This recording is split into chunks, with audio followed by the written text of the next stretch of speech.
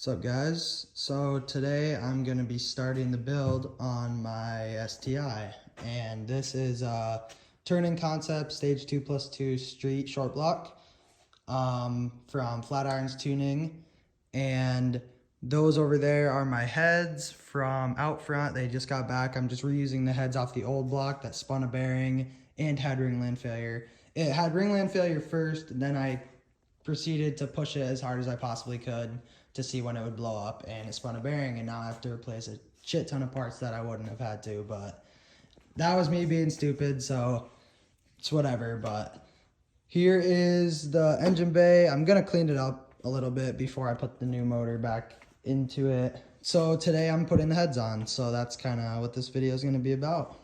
So let's get right to it.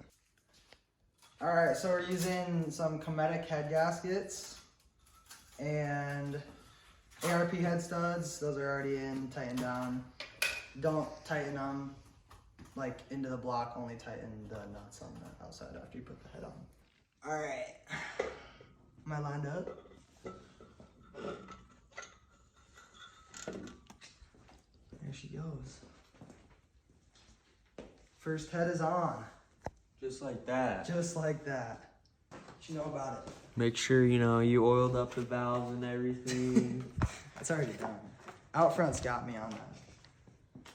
Alright. So here's all the hardware that comes with the ARP 2000 head studs. Just washers, nuts. You gotta put some of this ARP Ultra Torque Fastener Assembly Lubricant on there. Make sure your bolts are all lubed up. So you put a little bit of grease on each of these threads. I'm gonna need some more.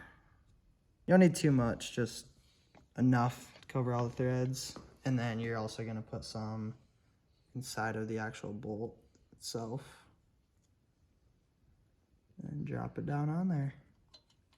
We gotta make a quick little run to get a socket to put the head studs in, but here's the boys whip. Little Audi S6, 2016, I think. Cold air intake. Oh yeah. All right. Look at this beauty. Set to 30 foot-pounds, right, Tuck? Yep. All right, we're gonna start on the first one. They're very loose. I'm not good with this torque wrench, like knowing when it's... You just have to go slow when it starts getting tight. You go slow.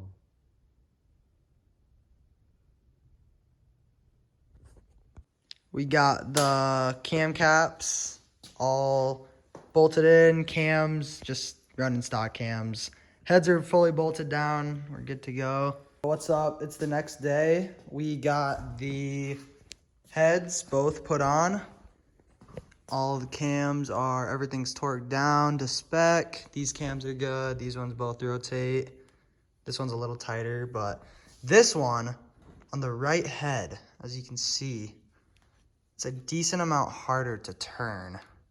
But I called out front. They said they double checked, double measured everything. So I'm assuming we'll be good. If we have an issue later on, then that's going to suck. But he said it should be good, so it should be good. But now I'm going to work on getting these valve covers on next. And for the valve covers, there's going to be all of your seals, your oil seals that go around here. This is instead of any sealant or anything. It's just a gasket. And then the gaskets that go in here for the coil packs and spark plugs. And those have 7 or 8 bolts that hold them onto the head just right around here in different spots. All right, guys, so I went ahead and installed the valve covers. You can see the gasket right there. I did use a little bit of sealant on the inside of this one just to hold it into the actual valve cover better. But I decided not to do that on this one. Doesn't really matter. You don't have to do it. You can do it if you want. Just don't put sealant on the actual part that seals down to the head, because the gasket does what it's supposed to. You don't need to put any sealant on it. It'll be fine without it. So got those. Got these block off plates that go on the back side of the AVCS solenoids. And then now I just need to put the cam seals in. So I actually got completely sidetracked and just went ahead and installed these. Let me actually flip this motor over real quick so I can show you guys better. So this right here is where the bottom AVCS solenoids go. So the ones I showed before, these ones are they sit on the top. Those are the ones for the intakes. Those can actually technically be cleaned out if you have a bearing failure, but I just went ahead and bought new ones just to be safe. These ones that sit on the bottom, these are the exhaust ones, and I've read a lot of stuff about them, and these apparently are completely impossible to clean out.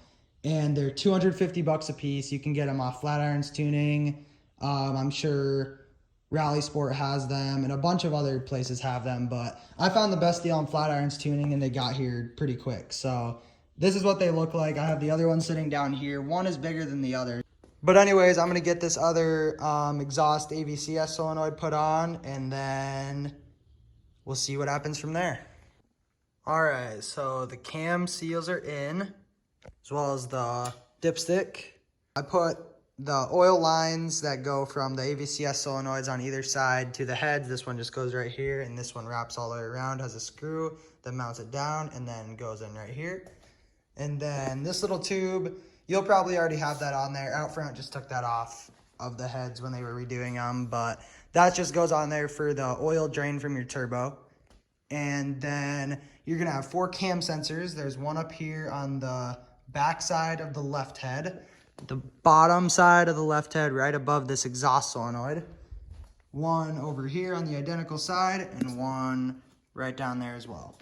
Then you're also gonna have a crank position sensor that goes right here. The next thing I went ahead and did is put these coolant hoses that go from the water pump down here up to back here, and these will connect to the coolant hoses. You can't see them right now, but they're in the engine bay. I put this on, which is another coolant crossover tube that goes to the front, which then connects to the radiator, and this connects to the other hose that's in the engine bay.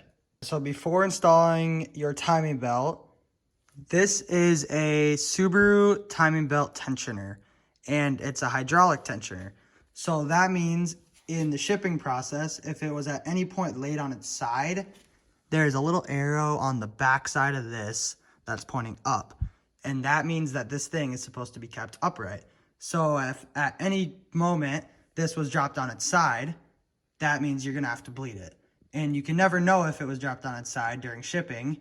So I would say just bleed it. What I did was put it into this table vise, and I used one of these C-clamps, and I put it right underneath this bottom part. I put it on the bottom side of the tensioner, and then this top piece I put onto the actual piston right here. So what you're gonna wanna do is clamp it down onto this piston, tighten it down a little bit to push this piston down just as far as it can, pull this little clip out, and that will release this piston. And so what you're gonna wanna do is make sure that is fully tight. This is pushed all the way down. It won't go all the way inside, but you'll know it'll have some tension on it. And what you're gonna wanna do is slowly release the tension by loosening this C-clamp until this piston is all the way as high as it possibly can be. It comes up to about right there, I wanna say. And once it's up, you wanna do that over the course of a minute. So you wanna really take your time doing this. And this is gonna slowly come out. You're gonna do it as slow as you possibly can over the course of a minute, minute and a half. And then you're gonna reverse it, and you're gonna tighten it back down for about a minute or minute and a half. They say do that 3 times. I've heard some people say 5. So I just went ahead and did it 4 times. And on the 4th time, you're gonna wanna push it down, put this clip back into the hole. Sometimes this little shaft will turn from being used by the C-clamp. So just make sure it's all the way straight so that the pin can go back in, and then you're good. Just make sure you don't let this be on its side after that, or else you're gonna have to redo it. So here's the motor completely timed with all the pulleys and everything on here, every sprocket. Just remember the back side, the smooth side of the belt will always go onto these flat pulleys, and then pulleys with teeth will obviously match up with the teeth. So that's just a good rule of thumb. If you have a pulley that the teeth are underneath, that's not right.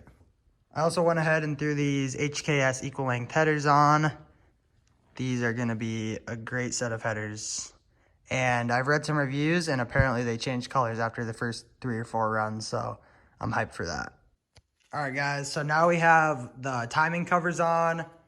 I don't have this torque down yet, but this is on. It's tight. It's not going to fall off. Got the TGVs on. Finished up the PCV system. Threw the knock sensor on. That goes right down there. Just a bolt. I'm going to have to put a cap on this and zip tie that off because it was just a hose sitting open that used to go to the bottom of the throttle body. But when I installed the AOS, that got deleted and I just left the hose hanging there. So I'm going to plug that so that we don't have any PCV juices coming out of there onto the new motor. All right, so I ended up taking off the intake manifold. I left the TGVs on, and I put this up pipe on, and now it's on the crane, and we're about to put it in. I'm just gonna do all the intake manifold, fuel lines, and coolant lines, and all that stuff once the motor's in, because I'm gonna be making custom coolant lines from this water pump outlet up to the AOS. That'll sit right up here, and then it'll go right back into the turbo and drain back into the block. Got the ACT lightweight flywheel. It's called the ACT Street Light. And that is on, and you just gonna wanna make sure you use some brake cleaner, spray it on there, and wipe it down with a rag just so you get all the shipping oil off there. And then also torque these down a star pattern to 55.3 foot-pounds. I just did 56, but it'll be good. And make sure to put some Loctite on them. So we got the flywheel, clutch, and pressure plate on. These are torqued down to, 11.5 foot-pounds. And you gotta put some assembly lube or grease onto this throwout bearing, then drop the clutch fork down into there. It slides in, and that'll control that. And then you put the slide pin through there and put the cap down there on the outside. So let's get this motor in. So after the first try, we realized that Turn-In Concepts actually puts these locating dowels into the block, and we already have them on the transmission. So we were trying to line it up. Obviously, they weren't going to go together, so we're going to have to take those out. And then we'll try again.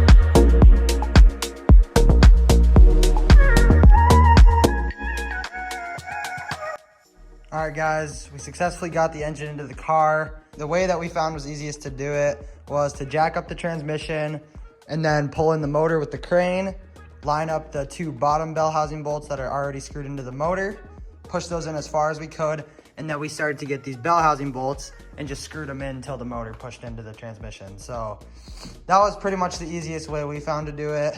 Now I'm getting the AC stuff hooked up. I did put the AOS on for 5 or 10 minutes just to get these custom hoses I'm making all fitted up. So I'm doing a coolant line from the water pump outlet up to, it'll go right to here, which will feed into the AOS. And then the AOS has another coolant hose that'll go into the turbo at the top of the turbo, the coolant line. So it'll be kind of like a loop. I learned that from one of Bader's videos. It's just a more straightforward way, and then you can delete the upper coolant reservoir. So we'll be doing all the bleeding of the coolant from the radiator from now on, and filling and all that stuff, because that's the next highest point. So did that, and then I also, since I was deleting the stock coolant routing that's down here, the metal thing, I also made my own PCV hoses. So there's a hose right here coming off the center of the block. Then there's a T, and then there's one line that goes here back to right back there, that back one, right behind that injector. And then one that goes over here to this back one. It's just a lot more straightforward, and I thought it would look a lot cleaner in the engine bay. So now I'm gonna go ahead and start getting the wiring harness, fuel lines, and intake manifold all hooked up.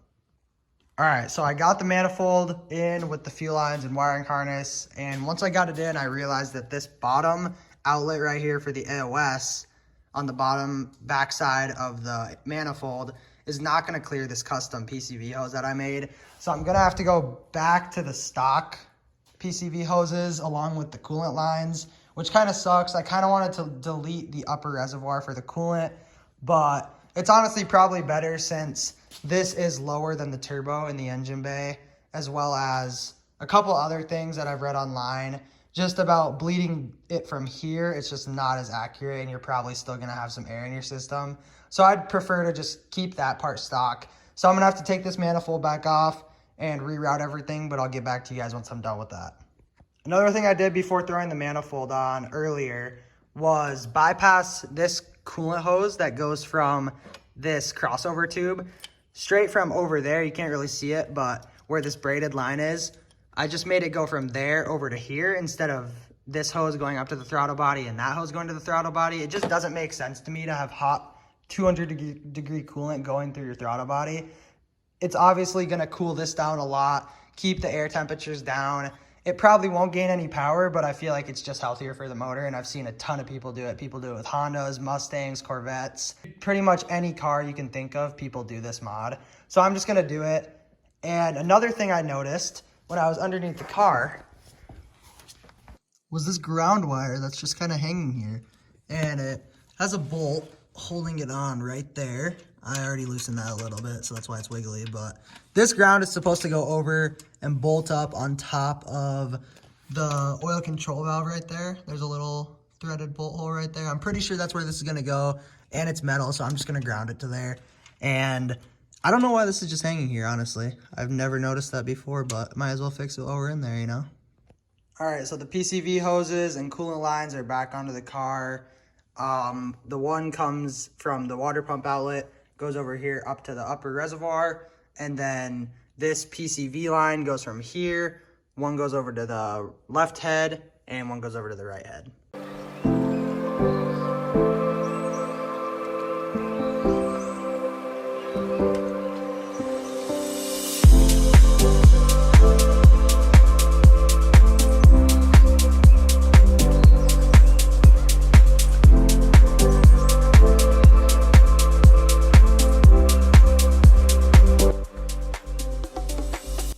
All right, so the manifold is back on, the whole wiring harness is hooked back up, and now I started working on getting this ethanol content sensor hooked up. This goes into your fuel return line. So this is the feed line. This will connect up here to this fitting, and then this is a stock line, just the fitting on the end. That'll connect to this one down here. This is your return line, and that return line goes into your fuel pressure regulator. So you tap into that line and put this ethanol content sensor in there. So what I'm gonna do is disconnect this, take that off, cut that a little shorter so then I can tape this up onto the fuse box back here, just so it sits a little better. There is a wiring harness that Aaron's Subaru Electronics makes, and it's Flywheel harness. So this will connect to your ethanol content sensor, and then I'm pretty sure the other plugins connect to your secondary air pump connectors. I'm not 100% sure on that, so don't quote me, but I'm pretty sure that's where that connects to. So I'm gonna work on getting all that stuff hooked up. And the purpose of this Flywheel stuff is so that I can run E85 in the car as well as 91 and not have to worry about ever switching up my maps. And this is kind of a specialty thing to do because Cobb tuning used to allow you to run this stuff, and people who are still tuned on it from before, I'm pretty sure it was May of 2022, they made a green speed update which prevented people from being able to run Flywheel and do any type of emissions stuff deletes. And I have a secondary air pump deleted, cat deleted, TGVs deleted. I have a bunch of stuff deleted on this car, so I pretty much have to do open source tuning. And with open source tuning and DiMod software, you can run Flywheel. So I'm going to be able to put E85 in, E30, E40, E50, 91. Any blend of 91 E85 I'll be able to run. And on E85, the turbo I'm going to be running is going to make way more power than it does on 91. So I'm super hyped for that. Anyways, that's going to wrap up this video. I hope you guys enjoyed it. If you did, like and subscribe. It really helps get my videos out there.